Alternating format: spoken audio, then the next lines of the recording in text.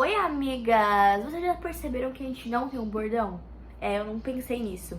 Mas o mais importante é aquilo que Jesus quer falar com a gente, não um bordão, né? Enfim, a gente já tá na nossa aula 3, então quer dizer que, sim, o próximo vídeo é o último vídeo dessa saga da mulher de Provérbios 31. Nós falamos sobre comparação, nós falamos sobre relacionamentos, que a gente ligou ao tempo da espera, em todos os âmbitos de relacionamento, sobre estar se relacionando com Jesus no tempo de espera, cultivar boas amizades. Nós falamos sobre estar no relacionamento amoroso, sobre estar noiva e continuar esperando em santidade e várias coisas. Hoje nós vamos falar nada mais, nada menos do que rotina. E antes eu quero ser muito franca com vocês. Eu não vim falar de faça isso, faça aquilo, porque eu faço e dá certo, mas aquilo que as escrituras nos ensinam são coisas que eu luto, são coisas que eu falho e coisas que eu também preciso melhorar. Não trarei aqui um padrão de rotina que você, meu Deus, eu nunca vou alcançar esse padrão. Não, eu estou trazendo um padrão das escrituras, então todas as escrituras nos mostram como padrão, é aquilo que a gente precisa renovar a nossa mente e trazer como estilo de vida. Isso é o Projeto 31, é renovar nossa mente e vivermos como a mulher de Provérbios 31. A gente vai falar hoje um pouco sobre fé, então eu quero falar que fé não é esperar as coisas acontecer, é já andar como elas já são no céu. Ou seja, a Bíblia nos fala que nós temos valor. Ai, mas Sara, minha rotina é muito bagunçada, eu não acho valor em mim, porque eu não sou uma pessoa organizada, eu não sou uma pessoa que, meu Deus, eu vejo valor na minha rotina, eu vejo valor no que eu faço. Então ande como se você já fosse, porque no céu já é uma realidade. Deus nos enxerga com a lente de Cristo e não com a lente dos nossos fracassos. Aleluia, isso foi forte. Ai, gente, enfim. E hoje a gente vai falar sobre 3 tipos de pessoas que eu me identifico com as 3. Primeira pessoa é aquela pessoa que sente que a semana atropelou ela. Se é você, faz assim no comentário. Uma menina fazendo assim com a mãozinha. Se você é o tipo de pessoa que sente que a semana passar muito rápido, bota no comentário uma menina correndo. Se você sente que a outra menina é o tipo de menina que ela parece que a semana não passa. Se essa pessoa, você bota aquele emoji correndo assim, ó. Eu adoro ele, sempre uso. E essas 3 tipos de pessoas, elas falam de 3 atitudes, elas falam de 3 tipos de pessoas. Então, eu não vou focar na rotina pra X pessoas. Vou falar do que eu passei, do que passo e provavelmente você vai se identificar com alguma dessas 3 situações. Então, a primeira coisa que eu me sentia, já me sentia muito que minha semana me atropelava, como se um carro passasse por cima de mim. Jesus, já é sexta-feira, eu tinha que entregar o trabalho e eu não fiz. Você já se sentiu assim, amiga? Oh, meu Deus, já é sexta-feira e eu ainda não escrevi a palavra do devocional de sexta. Que a gente tem devoção sexta-feira, hein? Fique ligado, só no grupo. Ou, não sei, tantas coisas que você tinha que fazer, tinha que priorizar, mas você acaba não priorizando porque você acaba procrastinando. Então, esse sentimento de sentir que a semana vai nos atropelar é sobre você achar que uma tarefa ela é muito difícil pra você, então você acaba procrastinando ela. Mas você faz outras coisas, só que você procrastina aquela atividade, aquela tarefa que era uma prioridade pra você. Então, vamos supor que você tem um trabalho pra entregar na sexta-feira. Mas você tem que fazer um trabalho que você sabe que você tem mais confiança pra fazer, que você tem mais capacidade pra fazer, que é só daqui 2 semanas e você já terminou esse trabalho. Então você não é uma procrastinadora. Você fica paralisada com medo de achar que você não é capaz de concluir aquele trabalho de sexta-feira. Então você procrastina aquilo que deveria ser uma prioridade. Esse é o tipo de pessoa que sente que a semana atropelou ela. O outro tipo de pessoa que eu coloquei aqui é aquela pessoa que fala, meu Deus, a semana não passa, ainda é segunda-feira, meu Deus, ainda é terça-feira, ainda é quarta-feira. Esse tipo de pessoa, ela fala sobre a pessoa que gasta muito tempo pensando numa atividade e acaba não realizando ela. Isso é a pessoa ansiosa. Quando eu comecei a estudar pro Enem, gente, eu fiquei acho que 1 mês quase só pensando em como estudar e não estudei. É sério, porque eu tava tão ansiosa quando eu começava a ver o cronograma, criar cronograma, ver lista de conteúdos, que eu ficava tantas horas, gente, eu ficava um dia inteiro, 1 mês inteiro, quase 2 meses, só pensando em como estudar. E aquilo gerava tanta ansiedade que eu não saía do lugar, a semana não passava, os dias não passavam, os meus estudos não fluíam. e a ansiedade me gerava o sentimento de que eu sou um fracasso. Então, esse tipo de pessoa que acha que a semana não passa. O terceiro tipo de pessoa, gente, que eu coloquei aqui, é a pessoa que fala a semana passar muito rápido. É aquela famosa pessoa que quer abraçar tudo. Ela quer ser líder de GP, ela quer ser líder de GP, ela quer discipular todo mundo, ela quer fazer tudo sozinha, ela abraça o mundo e fica aquele famoso esgotamento de tudo, emocional, tudo. É aquele famoso, meu Deus, eu vou ter um burnout a qualquer momento. É o tipo de pessoa que quer abraçar tudo. E é perigoso isso, gente, porque muitas vezes a gente acha que a atividade fala sobre produtividade. E a atividade nos dá valor. Mas a nossa identidade não está naquilo que nós fazemos. E produtividade na Bíblia não é sobre quantidade, é sim sobre qualidade e sobre ser guiada pelo propósito. Ok? Então a gente vai falar um pouco sobre isso. Então, a gente agora vai ler as escrituras lá em Provérbios 31, 15, que diz assim: levanta-se de madrugada e alimenta sua família, distribui tarefas às suas servas. Então a mulher de Provérbios, ela faz 3 coisas, 3 atitudes: levanta-se cedo ou de madrugada, ela dá alimentos da casa e ela delega tarefas às servas. O que a gente pode trazer como aplicação pessoal pra gente? Gente, então a gente falou aqui que a mulher de Provérbios, ela tem 3 atitudes. E cada atitude, ela aponta para um hábito que ela tem. Primeiro, ela fala que ela levanta cedo. Sara, eu não consigo acordar cedo. Não. Se você é uma pessoa que se considera, eu sou noturna, eu fico até as 4 da manhã acordada, então o seu problema não é acordar cedo, é levantar cedo. O meu problema também não é acordar, é levantar. Muitas vezes meu alarme toca e eu fico lá naquele soneco e não levanto. Então, se você consegue acordar até de madrugada, o seu problema não é o acordar, é o levantar. E qual que é a diferença disso, Sara? A diferença disso é que a sua produtividade de hoje é resultado do seu descanso de ontem. Então, para você levantar-se cedo, você precisa ter uma noite de sono boa no dia anterior.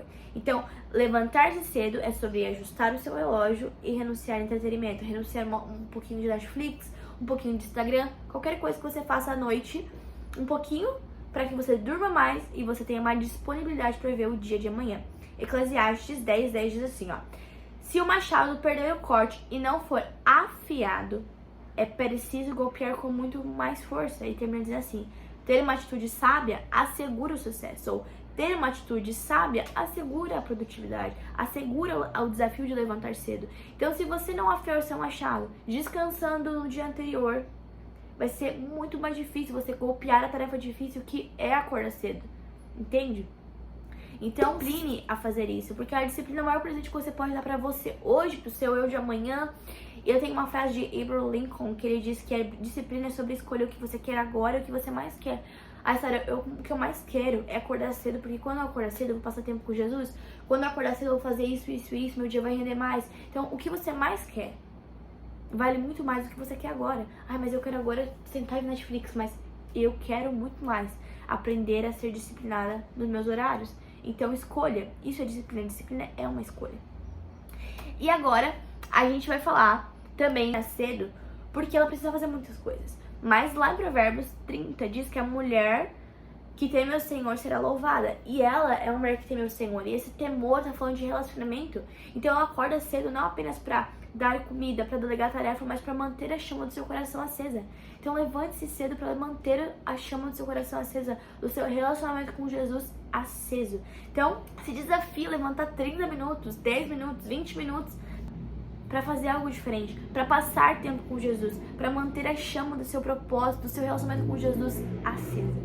A terceira atitude, ela cuida a sua família. Bom, eu acredito que nenhuma de vocês ainda cuida de uma casa inteira, no máximo seu quarto, ajudar sua mãe, vocês provavelmente moram com seus pais, como eu. Então, o que essa atitude remete pra gente?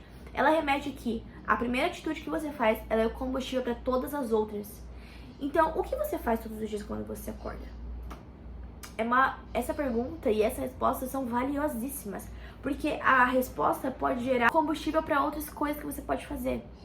E, por exemplo, assim, eu acordo todos os dias e oro. Caramba, isso te dá combustível para viver o dia. Eu acordo nos dias e arrumo minha cama. Isso também te dá combustível, mas agora eu acordo, fico 3 horas, 30 minutos no celular. Aí depois eu levanto. Você já acorda cheia de ruídos, cheia de informações externas e não consegue ouvir a voz do Espírito Santo, um direcionamento claro do céu para aquele... Então as escrituras dizem assim em Efésios 16: redimindo o tempo porque os dias são maus. Redimir o tempo é entender que a vida é curta demais pra gente perder tempo com outras coisas que não nos levam para o nosso propósito. Então, a sensação de terminar uma atividade, uma tarefa, te dará o anseio para concluir outras, e isso vai desencadeando uma cadeia de produtividade, de ânimo. Então, ver o check te dá aquela sensação de, bom, estou fluindo no meu propósito, estou me presenteando para o futuro. E a terceira e última atitude que ela faz é delegar tarefas servas. O que isso nos remete? Isso nos remete à graça de planejar o dia. Ela não pode delegar tarefas se ela não tiver em mente o que ela precisa fazer naquele dia. Então, eu comecei um hábito de ter uma agenda onde eu anoto todas as coisas que eu preciso fazer naquele dia. É como se eu estivesse delegando as minhas servas, ou seja, planejando meu dia pela minha agenda. E a agenda ela deve ser engessada. A agenda ela deve ser livre para você poder se replanejar caso alguma coisa aconteça. Aí eu planejei essa noite passar tempo com a minha família, mas no dia imprevisto eu vou ter uma reunião na igreja. Você precisa se replanejar. Você precisa entender que as coisas vão mudando. Mas o planejamento ele precisa fluir, sabe? Não te deixar desesperada. Então, você precisa acordar e pensar, por que eu tô aqui hoje? As escrituras dizem assim em Efésios também 2:10, eu amo Efésios. Pois somos feituras dele, criadas em Cristo para boas obras. Deus te criou para boas obras, as quais Deus de antemão preparou para que andássemos dela. Então existem paixões que Deus desperta no nosso coração que não são aleatórias, elas estão conectadas com o nosso propósito. Eu amo aprender idiomas. Caramba, isso é um meio que Deus vai te usar para alcançar outras vidas. Eu amo cozinhar. Sabia que cozinhar também é servir o reino? A sogra de Pedro aponta para isso. Eu amo fazer isso. Existem paixões genuínas que Deus desperta em nós, que estão conectadas com o nosso propósito, que é alcançar outros. O nosso legado como cristãs é entender que as bênçãos de Deus não nos seguem para que nós sejamos o fim. As bênçãos de Deus nos seguem para que nós sejamos um meio de alcançar outras pessoas. Então, a gente falou sobre a vida ser curta demais e nós precisamos redimir o nosso tempo, nós precisamos fazer atitudes que dão combustível a outras e planejar, fazer escolhas que nos conectem com o nosso propósito, que nos guiem ao centro da vontade de Deus. Deus ele não tem pressa, ele tem urgência de nos tornar essa mulher, para que nós carreguemos esse legado de amor por Cristo, para que as pessoas lá fora que gemem pela manifestação dos filhos de Deus conheçam a Deus. E não só isso, a Bíblia nos ensina que dá tempo sim para fazer tudo aquilo que está no coração de Deus. Vamos lá ler o que diz em Eclesiastes de novo. Desde 1 ou 2. Tudo tem seu tempo determinado e há um tempo para todo o propósito debaixo do céu. Há um tempo de nascer, tempo de morrer, tempo de plantar, tempo de arar o que se plantou. Então, minha irmã, você tem que viver para aquilo que vale a pena. Não viva para aquilo que não vale a pena. E o que vale a pena, Sara? Vale a pena viver o propósito de Deus. Dá tempo para fazer aquilo que é vontade de Deus para sua vida. Então, minha irmã, por que você está vivendo? Para que você está vivendo? O nosso propósito como cristão não é gerar heranças na terra, é gerar legado. O legado ele passa por nós e alcança outros. A nossa herança só para em nós. Nós não somos o fim, nós somos o meio de Deus alcançar outras pessoas. Por meio da nossa profissão, por meio dos nossos estudos, por meio da nossa produtividade. Então nada é só sobre nós. É tudo sobre o que Cristo faz em nós e através de nós. Eu quero dizer algo que Deus me ensinou no meu coração sobre a história de José. Deu tempo para ele fazer tudo aquilo que era da vontade de Deus? Sim, porque Deus não queria apenas abençoar ele para ele ir ao Egito. Deus queria abençoar um povo, uma nação. E ainda não só isso, mas é o meio que Deus usa para os israelitas irem para o Egito, aonde depois acontece toda aquela coisa que o faraó escraviza, depois eles são libertos e são chamados para um tempo de adoração, aonde Moisés é levantado, onde Deus dá as leis. Então todas as coisas vão cooperando. Talvez o teu propósito seja como ser como Abraão também. Você contempla a promessa de longe, mas o seu legado alcança outras gerações e na geração dos seus filhos, dos seus netos, haverá um avivamento. Eu não sei qual que é a promessa que Deus tem te dado, mas sim, ela tem que passar por você, ela não pode parar em você. José, com 17 anos, ele era um menino, foi chamado, teve um sonho para ser governador do Egito. Então Deus tem colocado coisas em você, não despreze seus pequenos começos.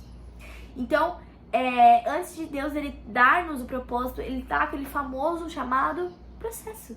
Existe um processo onde Deus quer tratar o nosso coração. E José passou por alguns processos que eu quero colocar aqui hoje, algumas estações. A primeira é Gênesis 37, 24, que fala que ele estava no poço, que não tinha água, que ele era vazio. E o que isso remete? O poço, ele fala sobre um lugar de solitude, onde que à medida que você se satisfaz em Cristo, Deus mostra a sua identidade. O poço vazio, sem água, fala de um momento que você não sente que você flui nas coisas que Deus chamou para fazer. Mas são nesses momentos que Deus nos mostra que o nosso valor e o amor dele por nós não está condicionado ao que fazemos, mas quem somos em Cristo Jesus. O ministério que Deus tem para nós nunca pode ser maior da nossa identidade em Jesus. O que fazemos não é o resultado de quem somos, mas quem somos quem somos em Cristo move o que fazemos, porque somos filhas, nós nos movemos em direção ao propósito de Deus. Então nós servimos na nossa igreja local, nós ministramos pessoas porque já somos amados, não para sermos mais amadas. Então, se você se sente nesse lugar de solitude, onde você está aprendendo sobre a sua identidade, onde Jesus está te afirmando, te moldando, e que você não sente que você está fluindo, se satisfaça em Jesus. Filipenses já dizia, 4:13, tudo posso naquele que fortalece. Se tem muito, se tem pouco, contentamento. Seja satisfeita no seu relacionamento com Cristo. Talvez você esteja como José em Gênesis 39, do 6 ao 8, que fala sobre ele estar na casa de Potifar. E, gente, ele estava sendo notável lá, tudo que ele fazia prosperava. Era um lugar que as pessoas, de notoriedade, que as pessoas viam como que Deus estava com ele.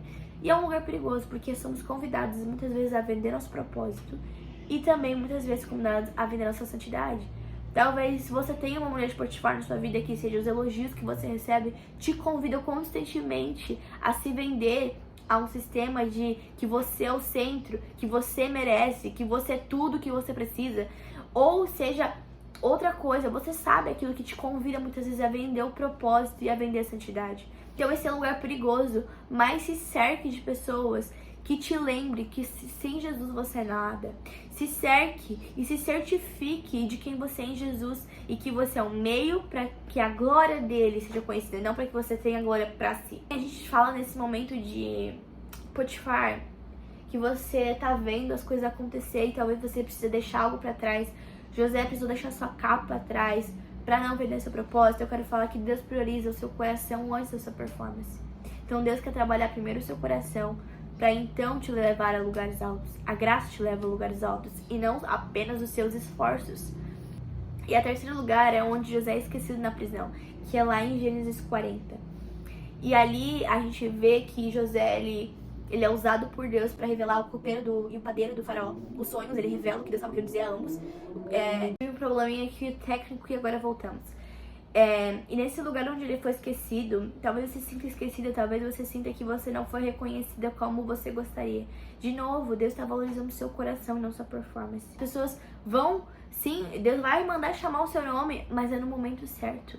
Deus tem um plano e um propósito para todas as coisas. Tiago 1 diz assim, ó: meus irmãos, tendes por motivo de alegria passardes por provações, sabendo que a prova da vossa fé, uma vez confirmada, produz perseverança, e a perseverança deve ter ação completa para que sejam perfeitos e íntegros e nada deficientes. Então Deus não quer que você seja deficiente em uma área e próspera em outra. Deus não quer que você seja próspera no seu ministério e deficiente no seu lar. Deus não quer que você seja próspera no seu trabalho e deficiente no seu relacionamento com seus pais. Deus não quer que você seja deficiente em nenhuma área. Então Ele está trabalhando dentro de você para que você prospere em todas as áreas, para que vidas sejam alcançadas e para que você viva o céu na terra. A sua missão é ver o céu na terra e o seu destino é o céu. Então apenas queira chegar ao seu destino, que é estar no céu, mas cumpra a sua missão de trazer o céu à terra. Para falar sobre trazer o céu à terra, sobre missão e destino, que são coisas diferentes, eu quero te dizer, minha linda e amada irmã, preciosa mulher de Provérbios, não tenha medo de viver aquilo que Deus está te chamando para fazer. Existem coisas na nossa vida que nos tentam parar, mas Deus está forjando em você uma mulher virtuosa. Então não pare, você precisa continuar caminhando. Se dê o luxo de planejar o seu dia distante de quem Deus te criou para ser. Então planeje seu dia com escolhas que te aproximam do teu propósito. Pense, se Deus me dá a graça de completar 80 anos um dia, eu quero todos os dias fazer escolhas que me aproximam do que eu quero celebrar com 80 anos. Eu quero celebrar um bom casamento, eu quero celebrar boas amizades, eu quero celebrar um sucesso na minha profissão. Então Deus está te mostrando, antes de você querer ter sucesso na sua profissão, comece seu dia arrumando seu quarto. Antes de você querer ter sucesso, no seu ministério, comece seu dia passando tempo com Jesus. Antes de você querer tantas coisas, Deus está te chamando a não ser deficiente em outras áreas. Então, não faça escolhas que te distanciam do chamado que Deus tem pra você. Planeje seu dia baseado naquilo que Deus chama pra fazer. Faça essa escolha. E algumas coisas você vai precisar renunciar. E tá tudo bem, porque vale a pena. Sobre agora é um pouco de fé. A gente vai fazer 2 desafios essa semana. O primeiro desafio é tentar levantar um pouquinho mais cedo. Lembre-se de descansar. Então a gente falou sobre descansar, sobre disciplina. Todas as coisas cooperam pra você levantar-se cedo. Pode ser 30 minutos, 20 minutos, pra você ter um tempo com Jesus, pra você ter um tempo também pra respirar, pra planejar o seu dia baseado em escolhas que te aproximam do seu propósito. E também a nossa último desafio da semana é escrever os seus sonhos. Escreva os seus sonhos e neles medite sobre aquilo que Deus tem colocado no seu coração. E a partir desses sonhos que você escrever, agora você vai escrever uma rotina perfeita. Como assim, Sara? Bom, eu fiz no começo do ano, na virada do ano, uma rotina perfeita. Eu escrevi lá no caderninho. Querida Sara, como fosse uma carta pra mim mesmo. Você tem que se tornar uma bela mulher. Deus tem forjado um caráter em você, da mulher de provérbios. Você levanta todos os dias ao horário. E eu escrevi o que Deus tem feito na minha família, o que Deus tem feito na minha vida. E nessa rotina perfeita, eu comecei a ler. E hoje eu tenho vivido algumas coisas que eu já escrevi. Então, fé é sobre acessar as coisas como elas já são. Porque toda vez que Deus libera uma palavra a teu respeito, Ele não tá falando de coisas que podem acontecer. Deus tá falando daquilo que já é uma realidade no céu. Uma nova realidade, ela é acessada quando nós caminhamos por fé. Então, caminhe por fé. Se desafie a andar sobre as águas e olhar para Jesus. Então, esse é o nosso vídeo sobre rotina. Espero que você possa ter crescido como eu cresci. E eu te vejo no nosso último vídeo semana que vem. Beijo! Jesus ama você e eu também, meu irmão!